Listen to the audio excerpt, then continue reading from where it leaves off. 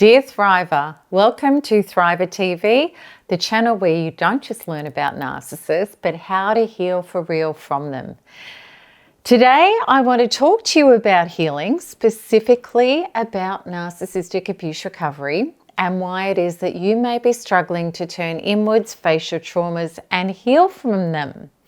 But before we do, those of you who want to learn more about the Thriver healing from narcissistic abuse and how to get free from all of your abuse symptoms such as PTSD, anxiety, depression, and a diminished trust in yourself, life, and others, and how to come back from emotional, mental, financial, love, and relationship losses, and even ruin, please subscribe to my channel and hit the notification bell so that you can be updated with every time I release a new episode, a live event, and so much more. And please remember to like and share with family and friends who could also benefit from this information. Okay, let's go through the reasons why you can self-avoid healing. Okay, this is the thing. We were taught to self-avoid. And let's face it, virtually none of us grew up in a family with the program to turn inwards, self-soothe, and heal ourselves to completion. As little children, we weren't shown how to do this. Rather, the messages that we were given were all about not turning inside to self-partner and heal ourselves. Our parents really, they believed they were doing the right thing. Because when we asked them, "What's wrong, Mum or Dad?" because we knew there was something wrong, they said, "Nothing, I'm fine." And that showed you that it's appropriate to bury your feelings, carry on, and act like nothing was wrong. And when we did feel that there was something going on that was wrong inside of us and we said something about it, they said to us, "Don't think about it. Go and do some colouring in, or go watch TV, or go play." Not only did this teach us to disconnect from ourselves, it also taught us to distrust ourselves, what we were feeling on the inside. Because when we observed that there was something wrong with Mum and Dad and we asked them about it and they told us that no, there wasn't, we believed our inner radar must have been wrong. Because after all, Mum and Dad are our gods. It was from them that we learned about what was right or wrong. So, right from the get-go, we learnt to disconnect from what we were feeling on the inside, and even if it was terrible, such as in the case of repeat internal triggered trauma, we tried to adopt every other distraction to try not to feel what we were really feeling. But yet, this didn't make us better. It only kicked the can down the road. Internal trauma is like housework. It doesn't mysteriously disappear. We don't have a little cleaning trauma fairy that comes along and takes it away. And in fact, the more it's neglected, the more it piles up and the messier it becomes. And the more complex it is to finally clean up. Our internal traumas weren't meant to be ignored. Your triggered painful emotions are letting you know that something is wrong. They're there for a reason. And I want you to imagine this. Imagine if you were driving your car and really loud grinding noises started coming up from your engine. Would you just continue to drive your car as if nothing was wrong? If you did, and you had any common sense whatsoever, you would know that you're running a terrible risk of something extremely serious happening to your engine, which could mean a significant loss of not just money, but also the ability to keep getting from place to place. And this could have a terrible impact on so much more than your car, such as your ability to work, your ability to feed yourself and your family, and goodness knows what else. And here is this really crazy thing. We've been taught to disconnect from ourselves and to ignore our inner screaming emotions. And did we think that we can just magically repair them by ignoring them? Did we think that these traumas were just going to disappear how insane it is that have been disconnected and we haven't realized the loss to not just not listening to ourselves, but the loss in our lives as a result of our own breaking down that we're trying to ignore. It impacts our ability to function, our vital relationships, and absolutely the ability to thrive and shine and live out the missions that our soul dearly wants us to live. And when our emotions are breaking down and we're ignoring them, when we're self-avoiding them, they don't stop.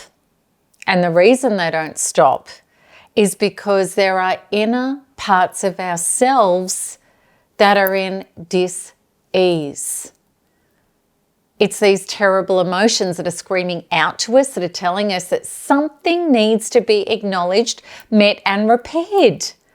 It's no different to a faulty car engine. And why don't we want to do this? We want to fix our car engine because we know we really need to, but we don't want to fix our inner engine because we've been told that our inner emotions are meant to be avoided at all costs. And our societies have provided us with a myriad of ways that we can do this. Things like television, social media, junk food, cigarettes, alcohol, drugs, porn, keeping busy, overworking, Netflix, ruminating and obsessing, having sex with abusive people, or hanging out with low vibrational victimized people where we can continuously share our war stories all about our trauma without ever actually healing them. All of these things, they may grant us distraction for a time, yet why after these episodes of self-avoidance do we still end up back at square one, feeling unworthy, unlovable, empty, depressed, anxious, maybe even panicked, and maybe deeply entrenched in despair and helplessness? The answer is staring us right in the face. It's because we haven't as yet turned inwards with love, intention, and devotion to heal ourselves back to wholeness. And as children, we didn't have the resources and the ability to do this for ourselves because nobody showed us how to. But as adults, we can learn, turn inwards, come home and get it done. And I didn't understand this for a long, long time. Absolutely, I was living in terminal self-abandonment. Like everybody, and even before narcissistic abuse, I used to get triggered and I would feel familiar feelings of some anxiety or some depression, and I always self-avoided. I was very addiction prone.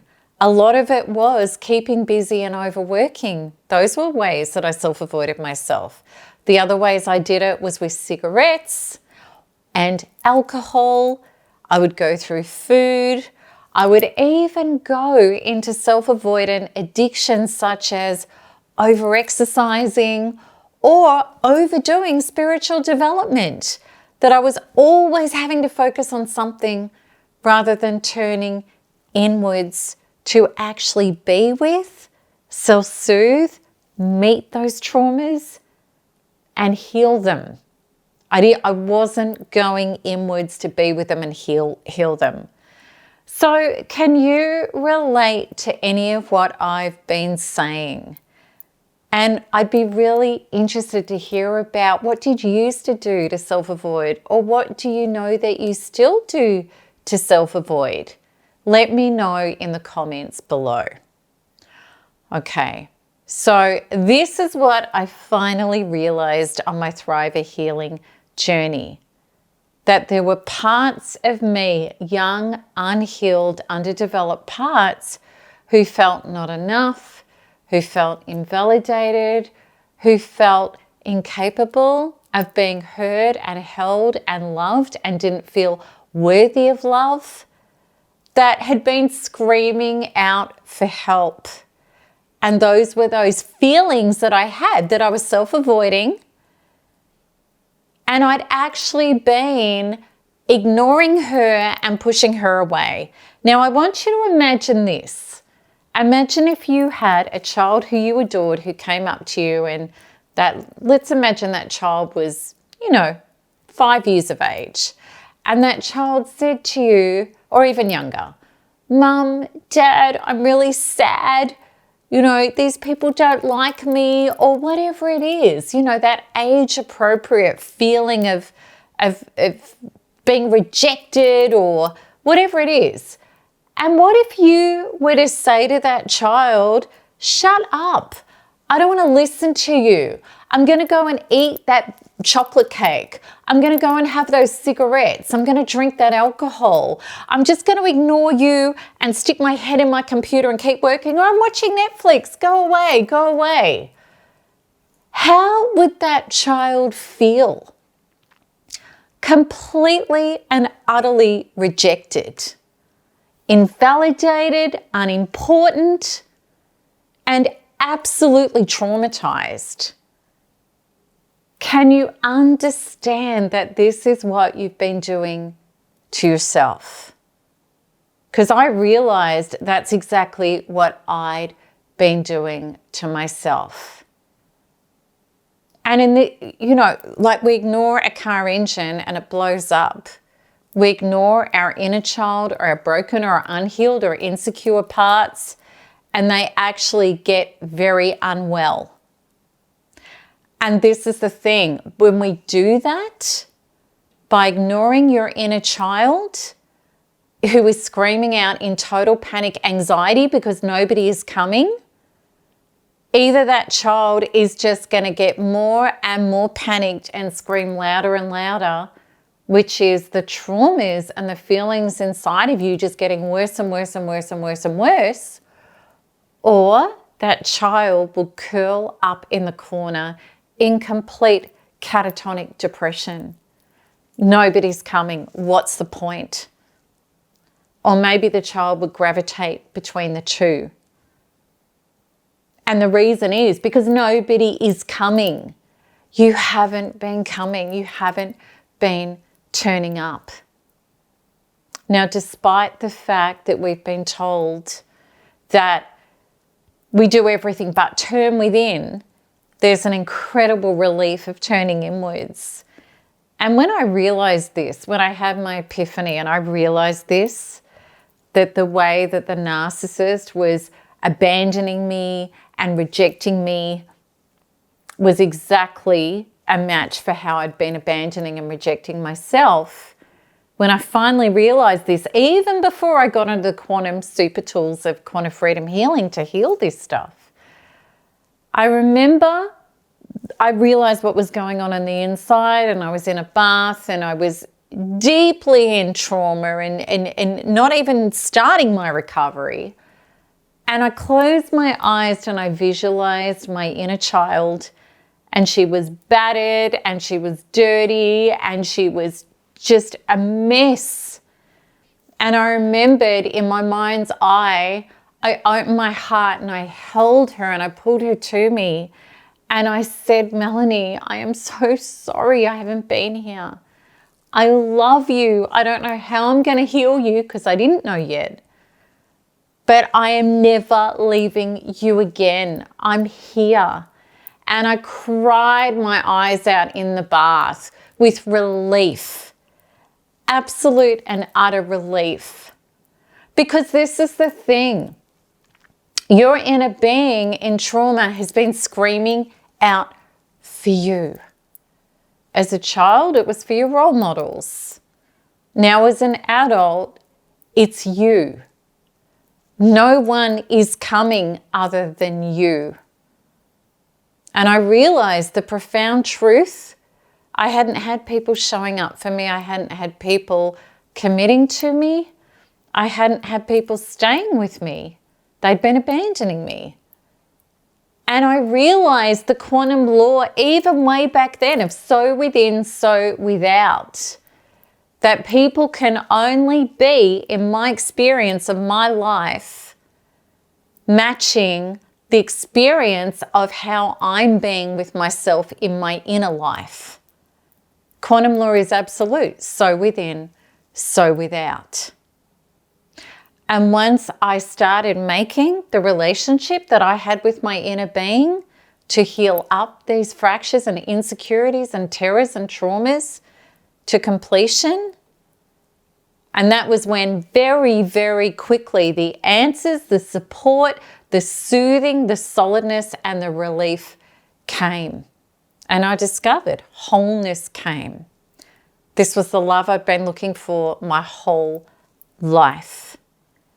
And resolution and closure and peace came. And I realized that everything I'd been through in my outer life that had caused trauma within was so that one day I would turn within and come home to myself. All right, so the final understanding of coming home, of healing and valuing your own soul is this. We've been chasing stuff and people to get the feelings of love, safety, wholeness, and peace within. And the irony is, when you start understanding quantum truth and thrive a healing, that these wonderful feelings and states are actually natural and organic for us. And we start experiencing them organically once we start meeting, releasing, and replacing our trauma with source, which is the quantum healing process. You start coming home to who you really are, who is whole and at one and at peace organically with true source when your traumas are gone. We've been trying to get them from out there, which, as I say so many times, is like trying to put ice cream on top of poop. It doesn't work because you can't get these states. You can only be these states. So I really hope that what I shared with you today has helped you understand why you've been self-avoiding, because you've been programmed to. It's been your normal, but it's actually not your natural.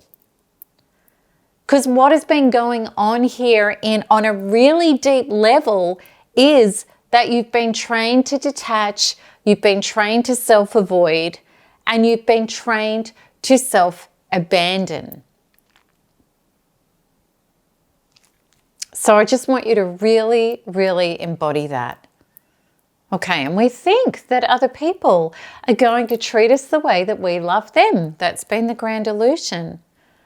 But the truth is they treat us completely in alignment with the relationship that we're having with our own inner being. Now, that doesn't mean that if you get an inner being right, that people who don't have capacity for love and true commitment and connection in a healthy way are going to change. No, they're not. When we're disconnected and self-avoiding and self-abandoning, then we are such a match for people who are going to give us more of that, which is exactly narcissists. They're not connected to their inner being either in a healthy way.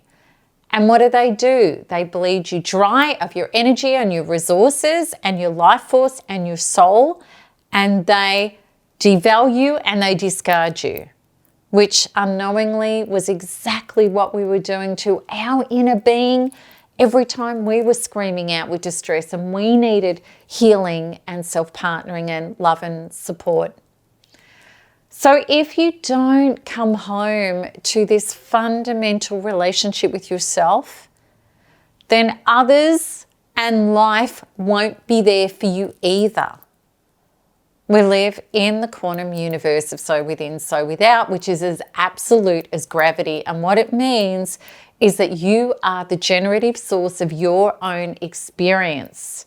What's going on in your inner being is what you are going to accept, participate in, and what's going to be attracted into your life experience from the outside. So the real truth about all of this is there's actually no other place to go to get your life right other than to turn inwards to heal and love yourself back to wholeness. And I am so thrilled and honored and humbled to be able to tell you that I did discover the way of how to do that for real. And to date, I've helped thousands of others achieve this as well from all over the world. Beautiful thrivers who were disconnected. And there are many, many people in this community just like you who were totally smashed to pieces, suffering horrific trauma, that they felt that they could never heal.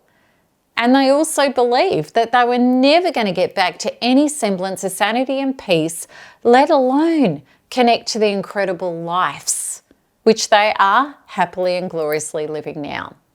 So I'd love to share with you a range of ways that you can start accessing my inner transformational stuff that is going to help you stop self-avoiding and start to get your reintegration and your healing process started. So check out the resources in the show notes because they're going to take you directly to my free and also my intensive healing programs for you to check out. All right, so as always, I'd love to hear your comments and your questions, and please let me know if this episode was helpful, if it struck a chord inside of you. And if it's given you hope and inspiration that by turning inwards with love and devotion that you can heal, I'd be really interested to know. Okay, so until next time, keep smiling, keep healing, and keep thriving because there's nothing else to do. Lots of love. Bye-bye.